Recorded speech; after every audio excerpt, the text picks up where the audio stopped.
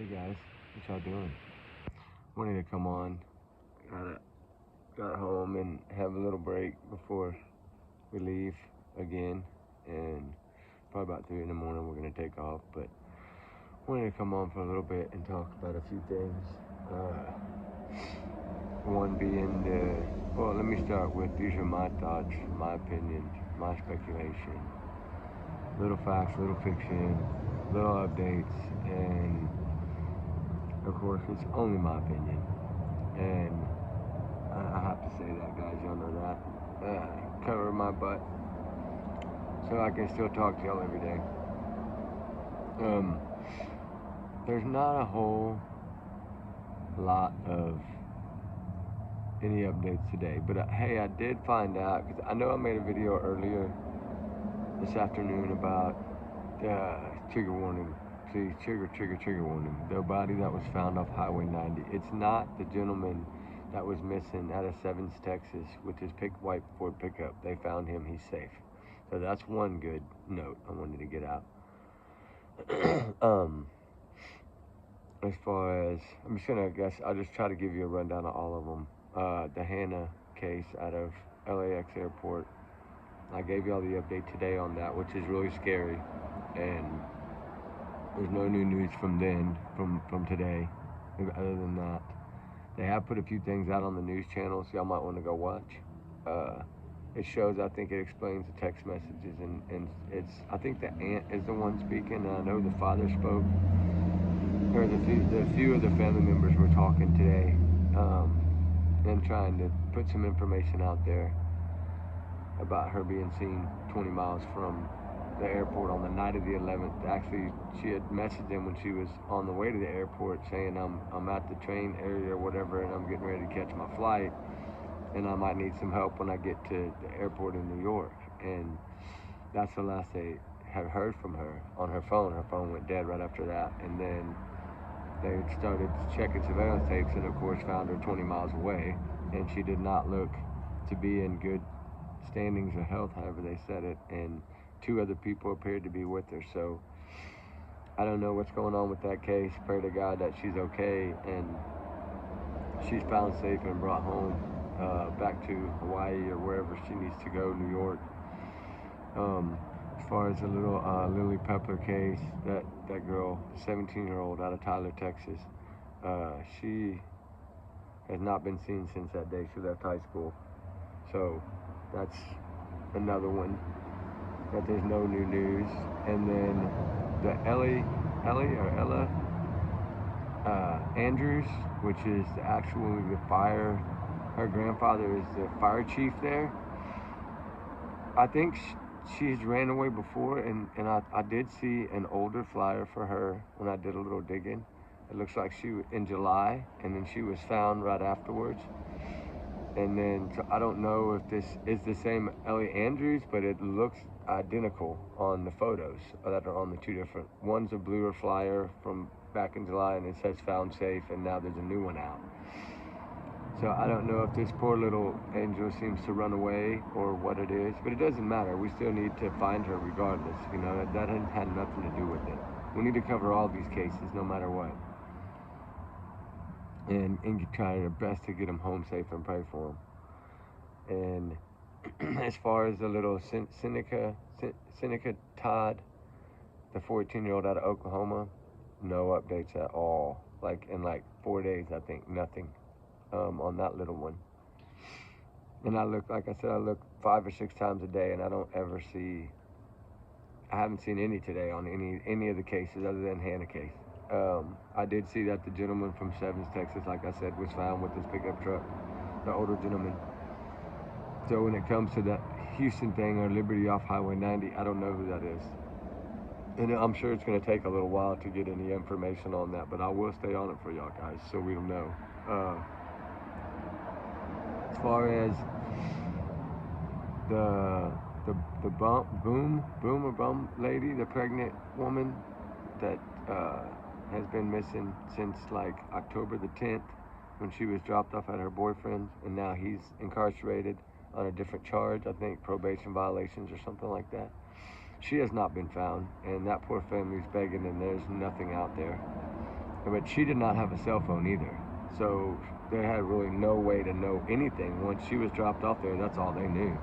And from what I understand from reading what her sister had posted, was she was dilated 1 centimeter on the 4th of October. So she probably would have been having that baby around the 10th, 11th, or 12th of that month, I would think. And then her, of course, the last day seen was the 10th. So we haven't found anything on that yet. I mean, I wish we had answers and they were all home safe. I really do wish that. I pray that every day, 10 times a day. But I want them all to be home and no more missing cases, period, in the world. I wish there was some way to just like freeze all that and say no more. But of course, that's not the world we live in. As far as the Summer Wells case, I did that last night, and I'm still gonna look at a few things there. I gotta watch a few more of those little videos and the interviews and things. I want to watch them again and again, kind of like I'm doing the Sebastian Rogers. I'm watching that over and over again. And then some of the cold cases, we got an itty bitty smidgen of a few things, but nothing yet that I can talk about. So those are kind of still up in the air. As far as my Iowa case, which I'll be there probably within the next 48 hours, that's another case that we pray that we get answers in. We pray that we get the justice for those two babies, for the Elizabeth Collins and Lyric Cook Morrissey. That's a 12-year-old case, almost 13-year-old case, I believe. That's another heartbreaker. Of course, last night was the devastating news of poor little Waylon. That was, oh my gosh, that crushed me. And my condolences to his family again. I told them in the video, if they need anything, just reach out, please. I can post anything they need me to post. I can help in any way too. I'll keep looking. I think I'm hoping they'll set up some kind of page or something and to raise money or for donations or anything so we can give to that. But it's just, and it was, of course, he was autistic, and so that does make it a little bit different case as far as he was nonverbal. So I can't imagine. Trying to think of the other case. There's so many that we're working on. These are all in my head every day too. I think about all of them all day, and I know my brain's just running a million miles an hour, but there's just so many of them. I think there's one more that I did receive today. It's an older missing case. I think it's like 2022, but I'll get that up today. I'll get that up tonight sometime, or by in the morning for sure.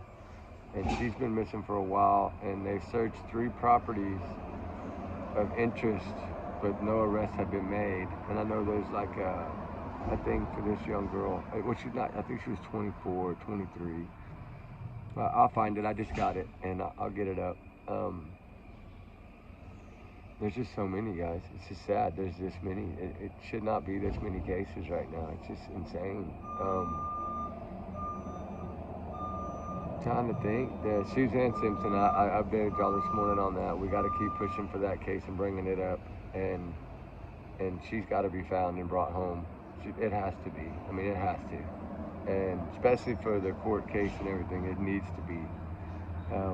That woman did not deserve that at all, and he needs to be in there forever. So we need to do our best to find her and get full 100% justice in that case. Those 4 little children, wow, that's so sad. They need that sense of closure, especially her mother and everybody else as well. The whole family deserves it. I just wish he would step up and be a man and tell them. But I guess he's not going to be a Chris Watts. He's going to be different. There's so many other ones that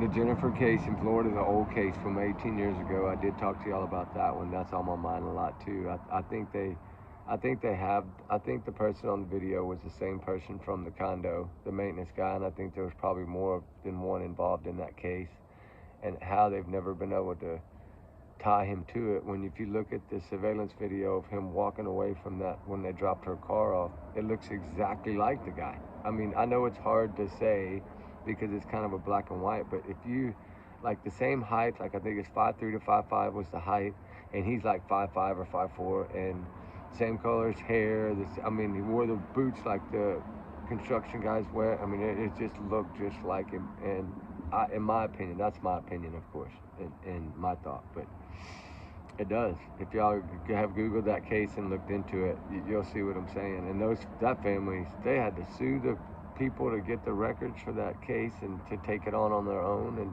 it's just been a drama nightmare for that family. And they're not going to give up. I know that.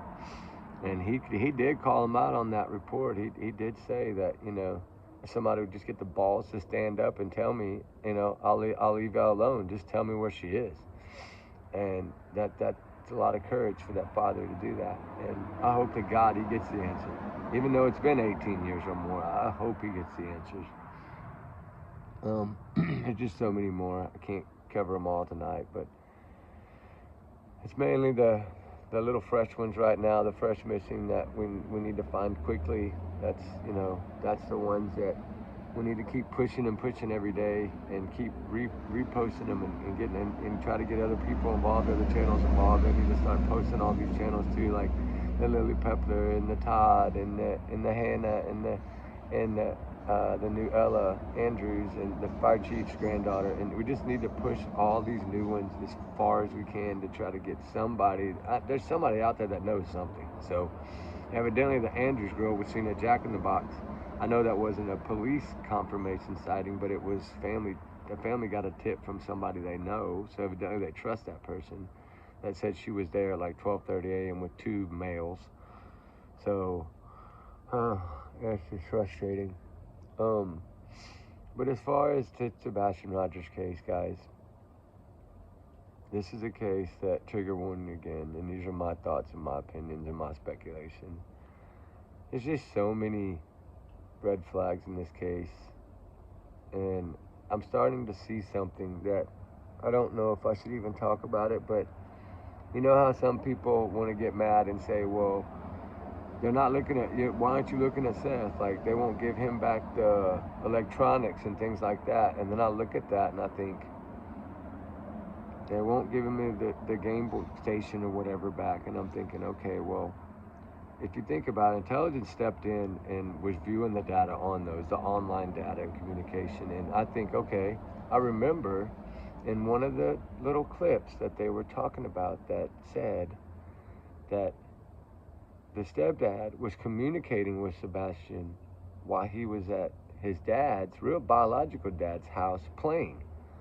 So if they were interacting over that machine, like communicating with other people, as far as, whoever he was talking to was actually in on that conversation. So whoever's little Sebastian had on his side was interacting. So there could have been multiple people communicating, and I'm sure they were all friends, maybe, or family friends, but we never know if there's somebody sneaks into one of those game consoles.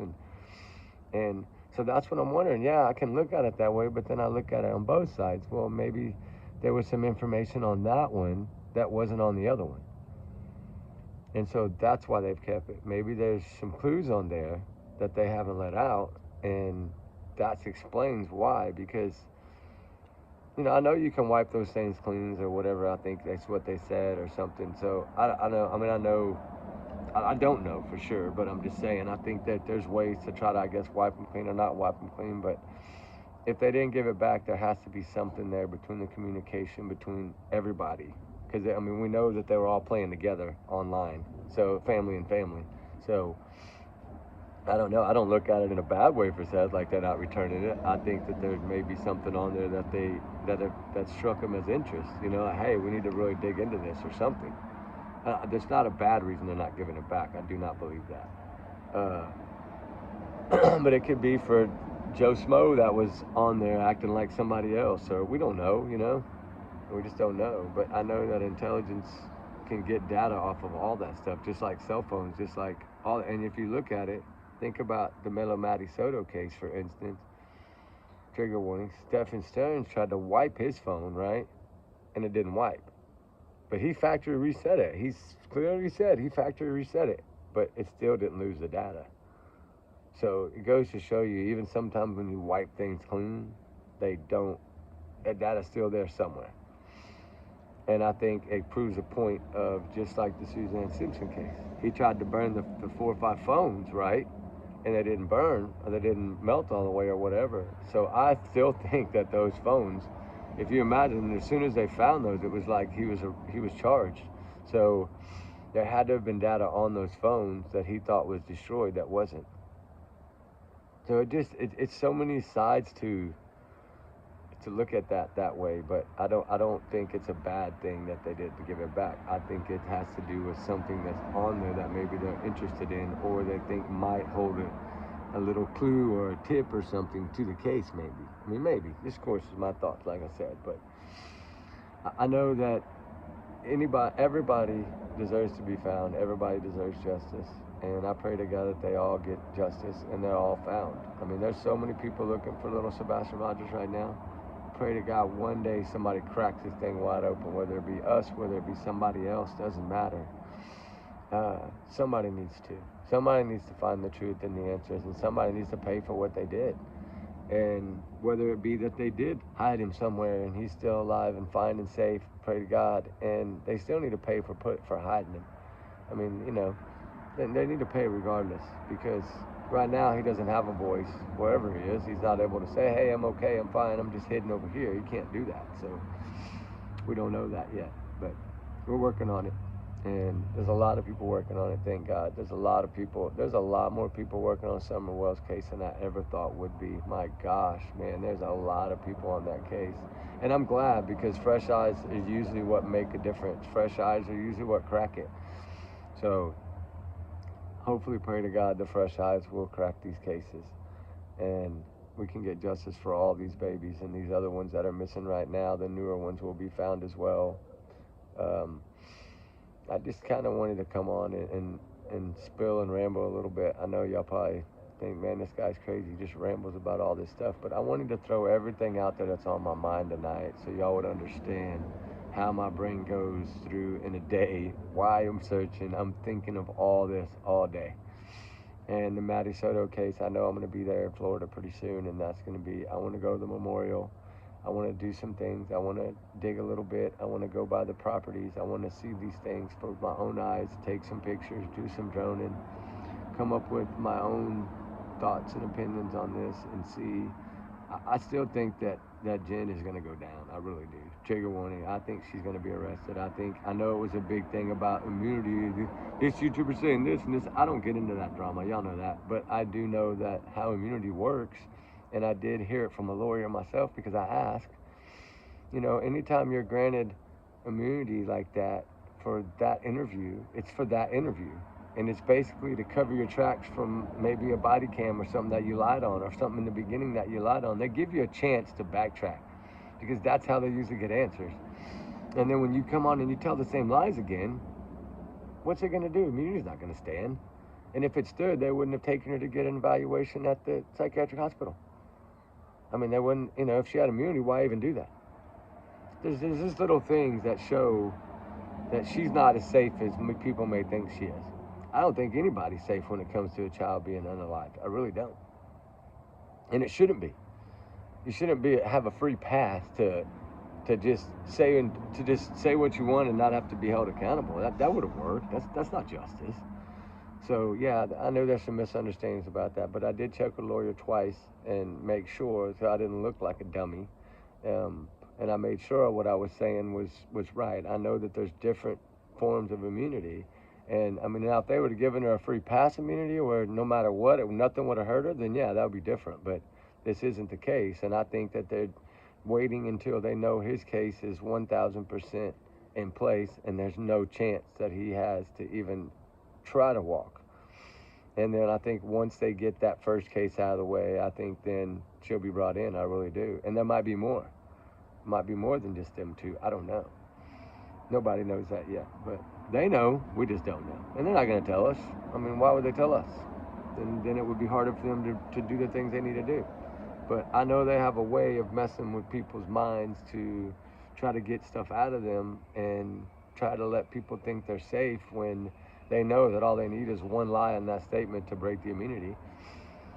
And if they have proof of the lie, then that's the questions they save you on, and then they ask them to you over and over again in that next interview to hope that you will lie again. They're just hoping you'll lie again, so that way they can get you. But it's just funny how those immunity things work. There's so many different forms of it, and I don't know. I thought maybe I'd misunderstood it, but now that I know I didn't, I actually called down there and talked to some people, and I called and talked to two lawyers and got their rules and their regulations for the state. So I do know how it works there. It's a little bit different than Texas, a little bit different than other places, but at least I know now how it works there, and I know that she doesn't have like permanent immunity. So that's at least a good thing for Maddie, and that there can be justice on all the people that involved. So yeah, I did wanted to get that out too. I've been thinking about that for a few days and how to just say it. So while I'm just sitting here and I'm tired, I just figured I'd say it. Hope it's all right with y'all. Go back to the other cases. Yeah, I think a lot's gonna. I think that they have more on that case. It kind of, if you look at the little things that ring bells for me on the Sebastian Rogers case, trigger warning again, but when the sheriff gives a speech with a newscaster, and the newscaster asks him, well, if this particular video of lights or flashlights or whatever has no value to the case, then why can't you give us the full story? Well, because it might. So you know automatically that they're going to try to protect anything that's evidence in that case, no matter how they have to protect it. And I agree with that. I love that. I respect that. They should. And so these little things along the way that tell me, when you only search for 7 days and you scale back and you come out on Nash TV and say it's becoming an investigation, that tells me one thing. You have a little bit to think it is, or you have a little bit to know it is, but you don't have enough. And it's kind of like the Suzanne Simpson case. They had enough to lock him up in the first few days, but not enough to charge him for a month, right? So luckily that evidence came back fast, and they had some stuff from the lab that was able to be tested, and they got the answers they needed, and that's why they charged him right away. So I still think in all these cases, they have some stuff. They just don't have the one little piece they need, and eventually they will get it. Time will tell. It'll come out. And they'll get the one piece one day, and then it'll be like, okay. And that's kind of like, what was the guy in California that had done some bad things in the like 70s and 80s and got away with it till he was like 75 or 80, and then all of a sudden, bam, they just show up and kick his door in? That's what I'm saying. Like, it doesn't matter how long it takes as long as we get justice, right? So that's how I look at it. Anything is solvable. Any case is solvable. There's no such thing as a perfect crime. So every case is solvable. And I pray to God that they all will be. And I want them all to be yesterday. But of course we all do. But they'll come. And if we can dig and get some clues, or get the one clue, or somebody that's out there right now can get that one little clue or that one little tip that breaks it wide open, great. Because even Eric Craddock said that in his last interview in April. Hey, I pray to God I wake up in the morning and we get that one little tip that breaks the case wide open. Everybody in law enforcement wants that one little tip or clue. So then they can get justice for their little city or their little town. So, all right, guys. Well, we love y'all. And the motor kicked on, so for the air conditioning. So I got to go.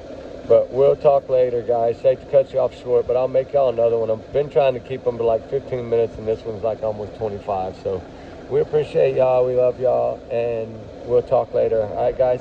Peace.